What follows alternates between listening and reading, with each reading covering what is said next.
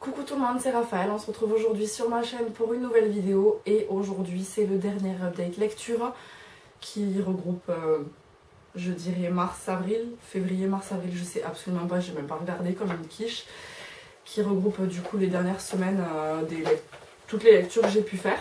Il fait un temps, pardonnez-moi du mot, mais dégueulasse dehors, il pleut, il est 11h30. J'ai dû attendre jusqu'à maintenant, histoire que la lumière soit un petit peu meilleure et encore j'espère que ça va aller. Mais bon, du coup je vais commencer de suite parce que j'ai 1, 2, 3, 4, 5, 6, 7, 8, 9, 10 livres. 11, j'en oublie un.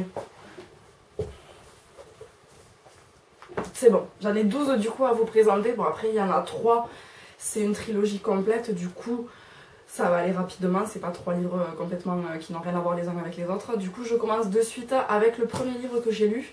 Il s'agit des Les Amants du Lac de Cassie McKinnon aux éditions France Loisirs. J'avais trouvé ce bouquin chez Emmaüs.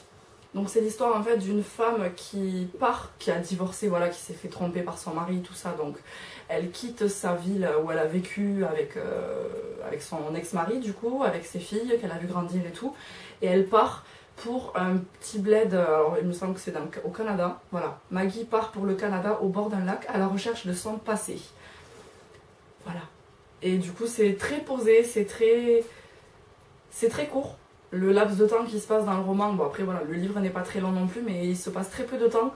J'ai bien accroché avec l'histoire, c'est pas non plus le coup de cœur du siècle, mais c'était une bonne petite lecture en fait, qui toute douce, et voilà, pour l'hiver, pour la sortie de l'hiver, c'était une petite... J'arrive pas à parler. C'était une petite lecture qui fait du bien en fait, tout simplement. Ensuite j'ai lu un tome 2, donc je vais essayer de passer rapidement puisque pour ne pas spoiler non plus le tome 1, même si c'est quand même une saga qui a beaucoup fait parler d'elle. Surtout le premier tome, le 2 et le troisième j'en ai vraiment jamais entendu parler, ou quasiment. J'ai lu La Mer Infinie, donc c'est le tome 2 de La 5e vague, écrit par Rick Yancey dans la collection R de chez Robert Laffont. J'avais trouvé ce livre ainsi que le troisième tome qui s'appelle La Dernière Étoile. J'avais trouvé ces deux livres en fait pour dans une foire aux livres en fait qu'il y avait chez Auchan. Je crois que tous les bouquins que j'ai pu acheter, je les avais eu à 5 €, donc j'en avais profité, j'avais acheté les 2 tomes. Je m'étais dit, j'avais vraiment pas eu du tout un coup de cœur pour la 5e vague. Je n'avais même pas spécialement trop apprécié cette lecture. J'avais surtout été déçue en fait parce que pour moi c'était pas un coup de cœur alors que c'était le bouquin qui faisait le buzz en ce moment. J'ai pas vu le film, j'avais commencé à le regarder et puis en fait le film qu'on m'avait passé en fait il était d'une qualité médiocre, le son était en décalé avec l'image, donc au final je l'ai jamais vu. J'ai jamais pris le temps de le regarder non plus. Mais j'avais aimé mais sans plus. Et par contre le deuxième tome en fait, donc je vais pas du tout raconter l'histoire de ce tome là puisque c'est un second tome, donc je veux pas spoiler le premier. Mais voilà, c'est la fin du monde, c'est les extraterrestres qui débarquent sur Terre, machin, tout ça, il y a plusieurs vagues. Et là on suit du coup les aventures de Cassie et Ethan, je crois qu'il s'appelle. Et j'ai bien aimé. Je crois que comparé au premier tome en fait qui avait fait tellement parler de lui, celui-là j'en avais tellement peu entendu parler qu'au final j'ai quand même plutôt bien apprécié ma lecture et je suis quand même tentée de pouvoir lire le troisième. Bon après je l'ai donc ça aide aussi, je pense que si je les avais pas eu j'aurais sûrement pas lu la suite. Là du fait que je les ai, je vais les lire et je suis bien tentée de lire le troisième. Troisième bouquin que j'ai lu, c'est un petit livre que j'avais trouvé chez Emmaüs je crois, ou Easy Cash, je sais plus. Il s'agit de Je suis une esclave, journal de Cloty, donc 1859-1860, de Patricia Semakisak aux éditions Gallimard Jeunesse. Ce bouquin, ce qui m'avait plu, c'est que ça parlait forcément d'esclavage. C'est quand même tout ce qui est trait à l'histoire, de toute façon vous savez que j'aime bien, donc voilà, ça m'intéressait. Et puis je sais pas si on le voit vraiment... Oh là, j'ai la voix qui part en live. On le voit très bien, mais en fait les pages, ça fait vraiment style parchemin. Et voilà, je m'étais dit, ça peut être hyper intéressant, enfin, c'est un journal intime. Alors, si je dis pas de bêtises, c'est tiré d'une histoire vraie. Parce qu'après, à la fin, on a l'histoire de la fin de vie, en fait, de Cloty, justement. Et du coup, on la suit pendant à peu près une année, jour après jour. C'est une esclave, du coup, qui a réussi à, ça on le sait dès le départ de toute façon, elle a réussi à apprendre à lire et à écrire, puisqu'elle écrit forcément dans son journal, parce que elle est au niveau de la plantation, en fait elle est esclave dans la grande maison, du coup elle est toujours dans la chambre où le gosse en fait de la famille de riches là, il étudie, donc avec un précepteur, et du coup en fait c'est comme ça qu'elle a appris petit à petit à lire et à écrire. Et en fait je pense que j'aurais pu avoir un coup de cœur sur ce bouquin si j'avais pas été dérangée par le style d'écriture, parce qu'au début j'ai trouvé ça hyper original. En fait c'est vraiment du parler, c'est vraiment du parler, c'est du écrit parlé, et du coup au début j'ai trouvé ça un peu perturbant, mais je me suis dit bon, mais au fur et à mesure du livre elle va apprendre à parler de mieux en mieux, j'arrive vraiment pas à dire ce mot, à écrire du coup de mieux en mieux aussi. Et en fait non, tout le long du livre jusqu'à la fin c'est écrit de cette manière là. Et bon après il y a quelques phrases, quelques mots qu'elle apprend au fur et à mesure, et du coup elle nous en fait part. Mais c'est vrai que dans l'ensemble j'ai été quand même assez, ça m'a gênée en fait, ça m'a gênée parce que du coup c'était pas si fluide que ça. Et ouais, mais après sinon c'était un très bon livre, mais ce petit côté écriture en fait m'a un petit peu dérangée. Livre suivant que j'ai lu, que je pensais lire quand même un petit peu plus rapidement, mais en final j'ai mis du temps à le lire. Il s'agit de Miroir de Mélissa Belvigne, donc c'est le tome 2 de Paranoia aux éditions Hachette, roman. Ouais. Alors que je crois que le premier tome était chez Black Moon. Bref.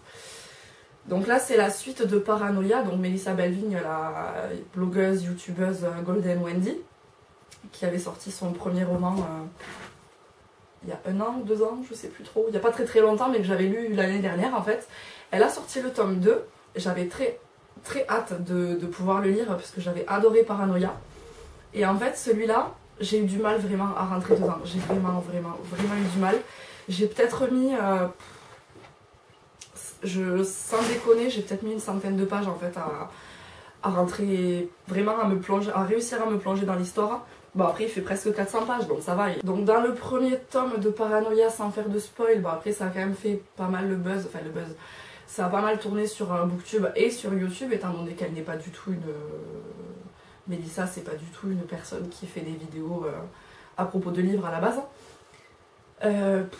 Paranoia, c'était l'histoire de Judy et de Lisa. Donc Judy, c'est celle, oui j'étais en train de me dire, Lisa c'est la psychiatre en fait qui va suivre l'histoire de Judy, et du coup là en fait on a vraiment la suite. Et au final j'ai mis du temps, je sais pas du tout comment le raconter en fait, puisque c'est une histoire de paranoïa, de suivi psychologique, psychiatrique, de réalité ou pas, et du coup c'est hyper compliqué pour moi de le résumer. Je vous laisse aller voir si vous voulez aller voir de vous-même.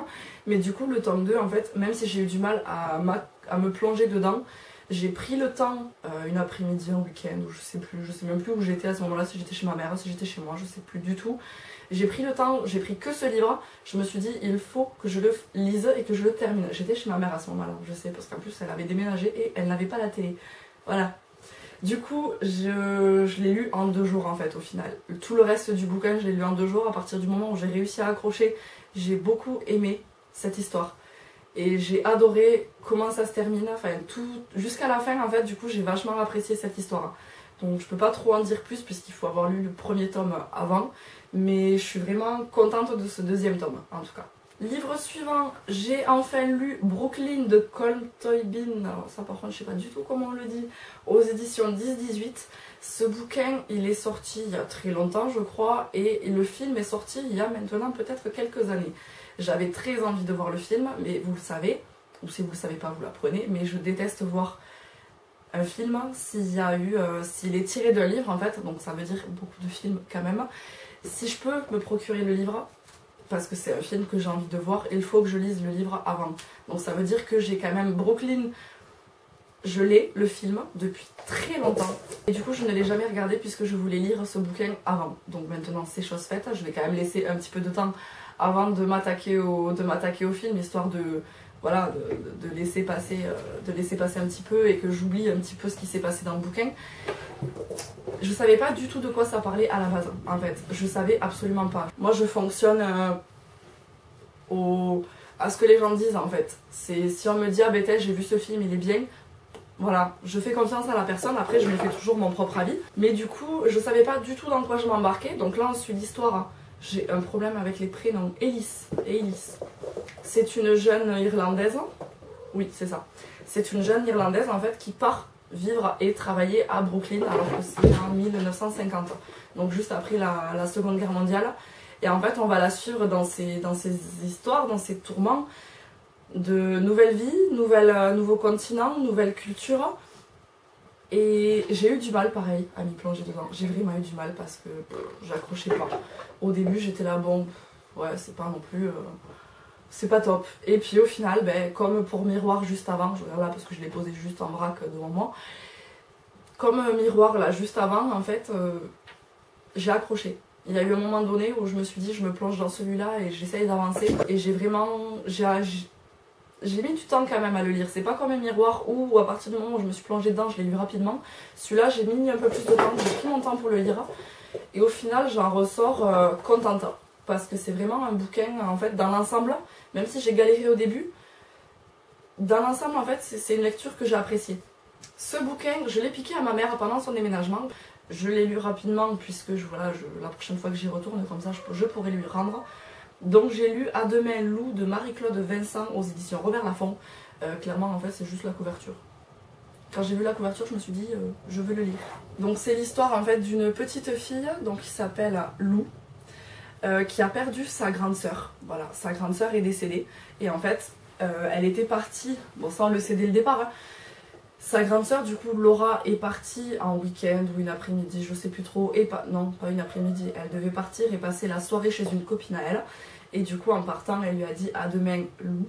Et sauf que en fait, elle n'est jamais revenue puisque sa grande sœur, du coup, Laura, est décédée pendant ce laps de temps. Et en fait, du coup, là, dans ce livre, on va suivre l'histoire de Lou, qui essaye de se reconstruire, qui ne comprend pas en fait, qui ne veut pas admettre que sa sœur est décédée. Donc c'est un roman assez touchant, qui est très poignant quand même. C'est vraiment tourné, c'est écrit, c'est vu par les yeux d'une enfant, donc forcément ça va être moins, comment dire, triste, on va dire. Les mots sont plus simples que si c'était une adulte qui parlait. Là c'est les mots d'une enfant, je sais même pas si c'est écrit par... Si, c'est écrit, c'est raconté par Lou, donc voilà, c'est écrit par une gamine de 13 ans, qui a 13 ou 14 ans, je sais plus. Et en fait, sa grande sœur est décédée du coup à l'âge de 16 ans, et le jour où Lou arrive à cet âge-là, il faut qu'elle comprenne, il faut qu'elle encaisse cette conclusion en fait. Et c'est très poignant, j'ai trouvé ce roman très touchant, c'est pas un coup de cœur, mais ça m'a... Au fur et à mesure que je lisais les pages, j'avais envie de connaître la suite parce que j'avais envie de savoir si Lou, elle allait s'en sortir, si la petite Lou, elle allait réussir à surmonter ça. Et je ne veux pas dire la suite parce que voilà, ça va... Je veux gâcher cette histoire à personne si jamais vous êtes tenté de la lire. Mais j'ai bien aimé ce livre, il se lit très rapidement puisque c'est écrit quand même assez gros, il n'y a pas beaucoup de pages, il y en a 150 à peu près, mais un petit peu plus. Ça se lit très rapidement et voilà, je peux juste dire que c'est touchant. Un des derniers livres que j'ai lu, celui-là je l'ai terminé, je dirais dans la semaine, je sais plus trop. Il s'agit de Cherche jeune femme avisée de Sophie Jomain aux éditions J'ai lu. J'avais lu toute la saga des Étoiles de Noces Aide écrite par du coup cet auteur et j'étais... J'arrive pas à parler aujourd'hui, j'en ai marre. Et en fait, j'avais très envie de lire du coup des livres de cet auteur, voilà, autre que l'histoire de vampires et de loups-garous et tout ça. J'ai bien aimé, ça s'est lu rapidement, je l'ai lu quand même assez vite. Donc c'est l'histoire de Gabrielle, donc de Gabi, qui est employée... Voilà, c'est marqué, je regardais dans le résumé si je spoilais personne en fait. C'est l'histoire de Gabi en fait, qui a fait des études d'archéologie, qui n'arrive plus à trouver de boulot dans sa branche parce qu'elle a été radiée pour une quelconque raison que vous découvrirez ou que vous savez, voilà, si vous avez lu ce livre. Elle est employée en tant que babysitter chez un grand avocat de Paris. Et en fait, clairement, rien qu'en disant ça, en fait, on sait très bien comment ça va se passer la suite. On le sait très bien. Après, il y a une histoire avec les gosses de cet avocat-là, donc de Adrien. Moi je me suis accrochée au personnage, voilà, les deux enfants de cet homme-là, en fait, je les ai trouvés très touchants parce qu'il y a quand même une histoire un peu lourde, puis au final pas tant que ça, mais il y a vraiment une histoire derrière ça, et j'ai bien aimé, même si voilà, c'est clairement, tu commences le livre, tu sais exactement comment il va se terminer. Même malgré tous les rebondissements, même les rebondissements, tu les vois venir. Mais j'ai pas trouvé que c'était mauvais, puisque j'ai bien apprécié ma lecture. C'est pas le roman du siècle, mais c'était plutôt pas mal. C'était une bonne petite lecture tranquille en fait, entre, voilà, je venais juste de terminer À Demain loup, qui était quand même assez touchant. Là, voilà, c'est une lecture légère, qui se lit rapidement, qui se lit facilement, qui fait du bien. Et voilà, je peux rien dire de plus. J'ai pas été déçue en tout cas de Sophie Jomain. Et j'avais commencé d'ailleurs un autre là, que je suis en train de lire, on verra bien. Et avant de passer au dernier qui n'est pas un livre, c'est une BD, je me suis tapé la trilogie de l'épreuve de James Dashner aux éditions PKJ en à peu près 3 semaines. Non, un peu plus, en un mois, on va dire. Je me suis fait quand même les 2 premiers tomes en une semaine. Par contre, le dernier, ouais, je l'ai terminé hier soir. Le dernier tome, je l'ai terminé hier soir. Donc j'ai lu le premier tome, Le Labyrinthe. Bon, tout le monde connaît, mais bon, moi je les avais toujours pas lus, forcément. Le deuxième tome, La Terre brûlée. Et le troisième, Le Remède mortel. Et en fait, ces livres-là, je les ai dans ma palle depuis très longtemps. J'ai dû les acheter, je pense, ça fait au moins 3 ans que j'ai les 3. Je les lisais jamais. Et en fait, là, le truc, c'est qu'il y a le 3e volet qui est sorti au cinéma, donc Le Remède mortel. Et en fait, le problème, c'est que tout le monde au boulot en parlait. Voilà, c'est ah, je suis allée au cinéma, je suis allée voir le dernier du labyrinthe, machin, tout ça. Oh, c'était pas mal, nanana. Et à chaque fois, j'étais là, tais-toi, j'ai pas vu les premiers films. Et il me disait, mais pourquoi? Pourquoi t'as pas vu les films? Je dis, parce que j'ai les livres et que forcément, moi, je veux lire les livres avant de voir les films. Et du coup, bah là, je me suis mis un coup de pied au cul et je me suis dit, bah, tu vas lire les bouquins comme ça, tu vas regarder les films. Et au final, là, aujourd'hui, plus personne n'en parle. Mais moi, je suis contente, j'ai lu les livres, pardon. Hier soir, je me suis mis le premier volet, donc Le Labyrinthe, je me suis mis ça comme film. J'ai bien aimé, même si forcément, bah, du coup, j'ai trouvé qu'il y avait pas mal d'incohérences par rapport au livre. Enfin, incohérence, il manquait des choses, et puis il y a certaines choses qui n'étaient pas faites de la même manière, mais ça c'est normal, hein, c'est comme dans toutes les adaptations cinématographiques, voilà, tirées d'un livre, c'est tout le temps comme ça. Hein. Mais j'ai bien aimé, par contre, j'ai bien aimé le film, donc là j'ai hâte de pouvoir, je vais me regarder les 2 autres rapidement, j'espère en tout cas. Et franchement, j'ai adoré. Pour revenir au bouquin, du coup, j'ai adoré cette saga, enfin cette trilogie du coup. Je savais pas du tout à quoi m'attendre. Je savais vraiment pas, parce que la dernière fois que j'avais lu comme ça une trilogie en retard par rapport à tout le monde, c'était Hunger Games, et j'avais été super déçue. Dans l'ensemble, en fait, c'était pas... Voilà, je me suis dit, bon, ben, cette trilogie, pour moi, c'est vraiment pas un coup de cœur, quoi. J'ai passé un bon moment, mais c'était pas du tout un coup de cœur. Tandis que celle-là, franchement, dans tous les tomes, j'ai aimé tous les tomes. Vraiment. Je peux même pas dire lequel j'ai préféré. J'ai vraiment... Après, bon, je viens de terminer Le Remède mortel hier soir. Donc forcément, c'est lui qui est le plus frais dans ma mémoire. Mais j'ai aimé l'ensemble de la trilogie. Je compte pas lire spécialement les hors-séries qu'il peut y avoir. Je suis contente de m'être poussée là, de les avoir lus en plus rapidement les 3, parce qu'au départ je m'étais dit bon ben je vais lire le premier tome, je vais regarder le film un petit peu après, voilà, j'étais pas pressée en fait pour les lire. Et en fait à la fin du premier tome, j'étais tellement emballée que ben, j'ai attrapé le deuxième en fait. Et puis ça se lit quand même assez rapidement, donc j'ai hâte de voir les 2 autres films en tout cas. Et le dernier livre que j'ai lu, je l'ai terminé tout à l'heure juste avant d'allumer ma caméra. Enfin livre, c'est une BD. Il s'agit du coup des Carnets de cerises, donc c'est le tome 2, le livre d'Hector de Joris Chamblin et Aurélie Néré, aux éditions Soleil dans la collection Métamorphose. J'avais lu le premier tome il y a 1 an à peu près, ou quelque chose comme ça, je sais plus. Et je m'étais dit que j'allais m'acheter les tomes suivants en fait au fur et à mesure, en me faisant plaisir de temps en temps. Et ce tome 2, je l'ai acheté il y a un moment, mais je m'étais jamais posée pour pouvoir le lire. Hier, je me suis dit, ah ben je vais lire... J'ai envie de lire cette BD parce que ça se lit vite en plus, et j'ai bien aimé cette histoire aussi, j'avais adoré le premier, j'ai bien aimé ce deuxième aussi, donc voilà, il n'y a rien de plus à dire. Je trouve que les planches elles sont... Je trouve que c'est mignon, ça se lit très facilement, ça se lit très rapidement. J'aime beaucoup en fait le personnage de Cerise, mais j'aime beaucoup aussi du coup Madame Desjardins. Enfin bref, même la maman de Cerise, je la trouve attachante parce qu'elle sait pas trop quoi faire avec sa fille. Bref, c'est que le tome 2. Mais j'ai hâte en fait de pouvoir me prendre le tome 3. Je sais pas du tout quand est-ce que je vais le faire. Mais ça arrivera. Donc c'est tout pour cette vidéo. J'ai terminé. Je vous ai présenté tous les livres que j'avais lus dernièrement du coup. j'ai pas eu de déception en fait sur toutes ces lectures en fait que j'ai fait ces dernières semaines. J'ai eu aucune déception. La seule petite que je pourrais avoir, c'est au niveau de Je suis une esclave, donc celui-là. Ça serait celui-là, la petite déception, parce que voilà, c'est par rapport au style d'écriture, comme je vous ai dit tout à l'heure. Après, sinon, c'est quand même un récit que j'ai beaucoup apprécié. C'est vraiment voilà, le style d'écriture qui m'a dérangée. Mais sinon, je suis plutôt contente de toute lecture que j'ai pu faire. Et je vais arrêter cette vidéo ici, parce que je pense qu'en fait, au final, je pensais qu'elle durerait pas très longtemps. Et puis là, je regarde l'heure. J'espère que cette vidéo vous a plu. On se retrouve très bientôt, j'espère, dans une prochaine. Et d'ici là, je vous fais des bisous et prenez soin de vous.